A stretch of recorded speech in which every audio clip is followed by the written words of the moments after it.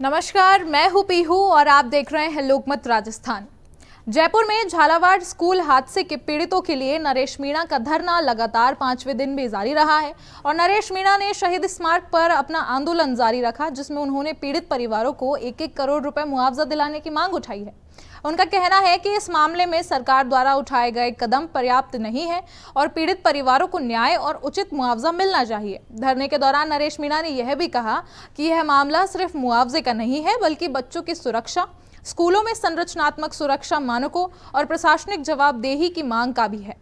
उनका जोर इस बात पर है कि सरकार द्वारा घोषित राहत पैकेज और मुआवजा पर्याप्त नहीं है और पीड़ितों के अधिकारों की रक्षा सुनिश्चित होनी चाहिए। इस आंदोलन को लेकर सियासी गलियारों में भी हलचल तेज हो गई है। राजस्थान के कानून मंत्री जोगाराम पटेल ने नरेश मीणा के धरने को सस्ती लोकप्रियता का करार दिया है।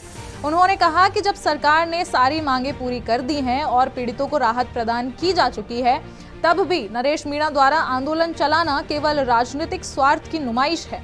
पटेल ने कहा कि जनप्रिय नेताओं के लिए सस्ती लोकप्रियता पहचान का पैमाना नहीं होती है और वास्तविक सेवा जनता के लिए काम करने में होती है, न कि राजनीतिक चमकाने में। लॉ मंत्री जोगाराम पटेल ने मीडिया से बातचीत में बताया कि आपदा राहत मंत्री खुद पीड़ित परिवारों से मिल चुके हैं और उन्हें आवश्यक राहत तथा मुआवजा प्रदान किया जा चुका है।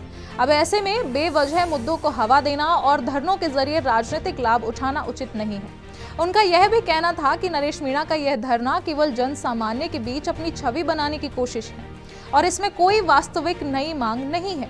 इसके अलावा कानून मंत्री ने कांग्रेस के हस्ताक्षर अभियान पर भी टिप्पणी की है। उन्होंने कहा कि कांग्रेस जनता को गुमराह करने के लिए केवल राजनीतिक खेल खेल रही है।